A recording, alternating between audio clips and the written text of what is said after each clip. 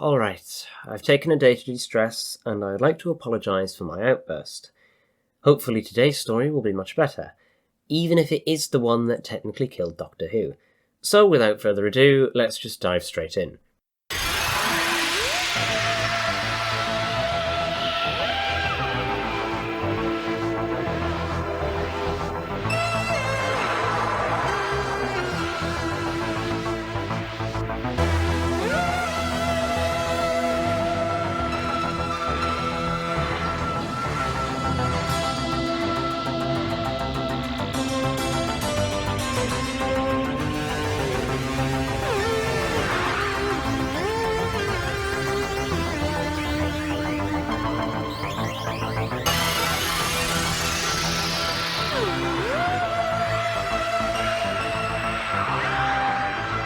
Rona Munro, that name sounds familiar.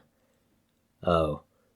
Welcome to Perryvale, a location that has been teased throughout season 25 and 26, though not in its current state, as it seems to be full of yellow-eyed cats and Lazarus monsters.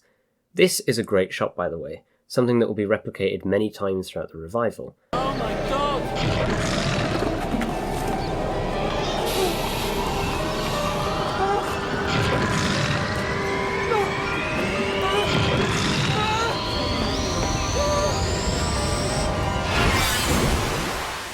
Now, I know what you're thinking. Well, some of you. How did nobody see this happening? Well, who the hell looks outside their window? And there's nobody in the street. Fortunately for this guy's mam, the Doctor and Ace, our new companion, have arrived, at her request, meaning the Seventh Doctor can actually steer the TARDIS. Immediately, he can tell that something's off, which is compounded by the fact the Master appears within 5 minutes. Though he's a little different. Let's talk about Ace. She is just absolutely wonderful. Ace is probably the most proactive companion since maybe Leela. She gets stuck in, fights back, and is just overall a lovely person, even if she is a little rough around the edges. There's a reason why she's up there with Jamie, Romana, and Sarah Jane to fans, and why she gets to return, but that's a story for later. So Ace is looking for her old gang, but all she can seem to find are black cats, which must have been terrible to direct. I bet they used hundreds of shots. Instead of finding her friends in the local youth club, she finds this fella running a fight club, known as Sarge. This Scotsman believes in survival of the fittest, and always beating your enemy more than you have to, even if they're not a mugger, but a friend pretending. Is that what you're going to do to help some villain, some mugger? Help him up, dust him down, shake hands, go on!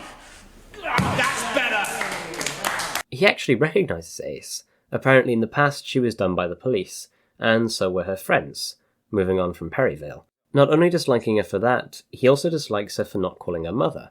I mean, he couldn't have known she was teleported to Iceworld. While Ace is searching for her friends, the Doctor is doing a bit of sleuthing, keeping his eye on the cats and listening in to local gossip. Very Second Doctor-ish. But what happens when the next lion turns up? What next line?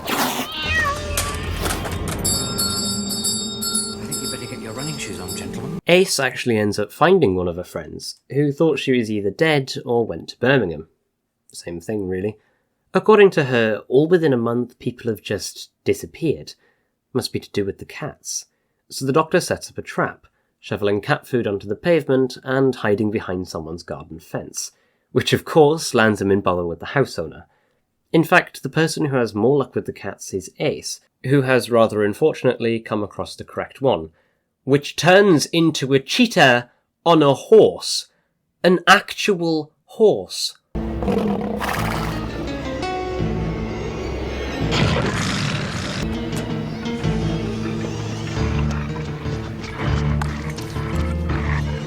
Thank God for children's play parks.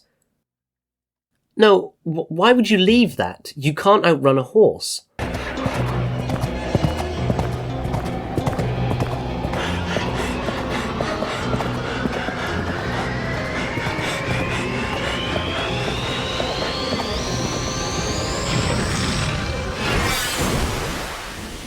Ah, not another quarry. The Doctor tries to save Ace, but is just a second too late, eventually being apprehended by Sarge for his antisocial antics. Luckily, he still remembers some of Venusian Aikido. On Cheetah World, Ace has finally reunited with her friends, and the Doctor isn't long behind thanks to Sarge. But his drop-off location isn't the middle of nowhere, it's their main camp, revealing the Master in his full glory. Why, Doctor? What an unexpected pleasure. To be honest, it probably would have been better if he was much more shrouded during the earlier scenes, then it would have been a cooler reveal. He is famous for that, after all. I've only just realised this, but Anthony Ainley has appeared in the last 4 finale stories in some capacity, be it physically or just as an illusion. Does that make him the longest-running consistent villain, just popping in from time to say hello? I think so. Sarge gets trapped in a fighting ring, so the Doctor hops in to save him, using a goddamn horse. Boy, is he good. The Master tries to distract them, but it seems he doesn't have full control over them, as he's only useful to them as long as he can get them their meals. With her group, Ace sets a trap to catch a cheetah. The first one doesn't exactly go to plan.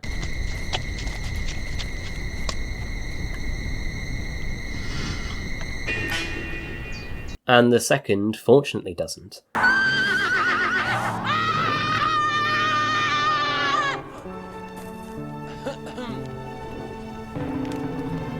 What kept you? How many times have I told you about playing with fire? According to the Doctor, the whole planet is disintegrating, and the safest place is full of feasting cheetahs, which is fortunate, as they won't kill them with a full belly. In theory. Carefully creeping along, they make it in one piece. Oh no. Oh, bugger. Don't move! What? There's one thing more dangerous than being attacked by a cheetah, and that is attacking a cheetah. You do not know what it will do to you! Doctor! Don't move! Come on, Sarge, you heard the Doctor. No, don't join in. What are you doing? Ah, well, every man for themselves. Come on then!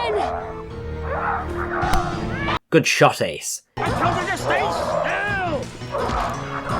still! Even the Doctor is getting in on the action. Ace runs off to the river and sees the one she hit, who drowns themselves in the water. Deciding she'd rather not see them die, Ace saves them. For some reason, the cheetah recognises her Soviet badge, or at least has some connection to it.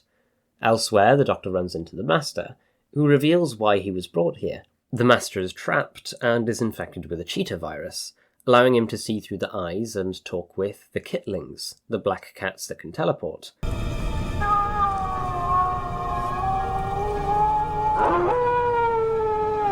You alright there, mate? The Doctor meets back up with Ace and decides it's just best to keep the cheetah with them. But then Ace starts spouting some weird stuff. I like it. I feel like I belong here. Well, that's not a good sign.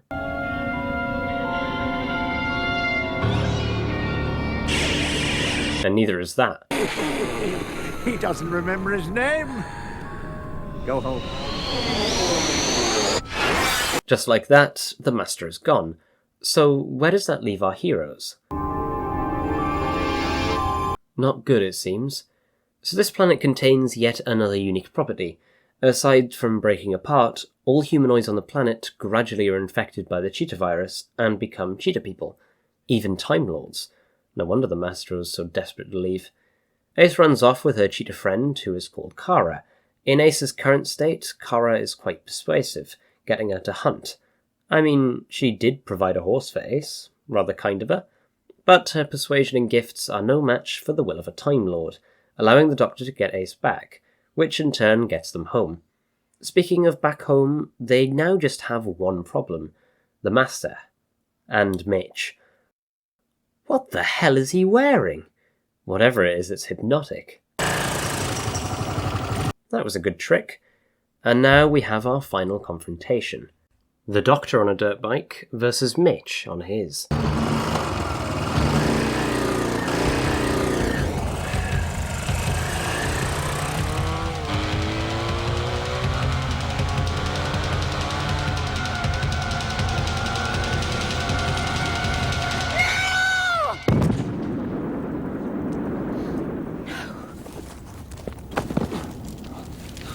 How the hell did either of them survive that?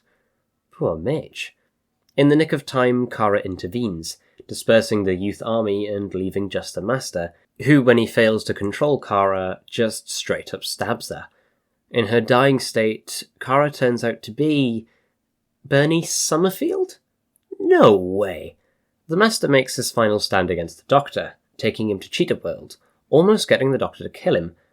But he doesn't, as now he understands. The planet is being broken by their aggression. It's connected to its inhabitants, so their anger is reflected by volcanoes and earthquakes. His realization sends him home, and somehow everything is just resolved, I guess? The Doctor doesn't even truly know, just shrugging off the Master. It doesn't really matter, I suppose, because he's not the only one out there.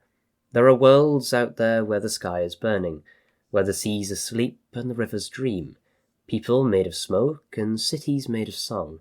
Somewhere there's danger, somewhere there's injustice, and somewhere else the tea's getting cold. Come on, Ace.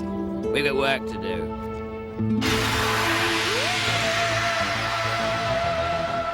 And just like that, the classic series is over.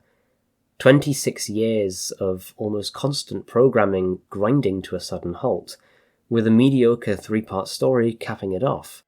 It's sad.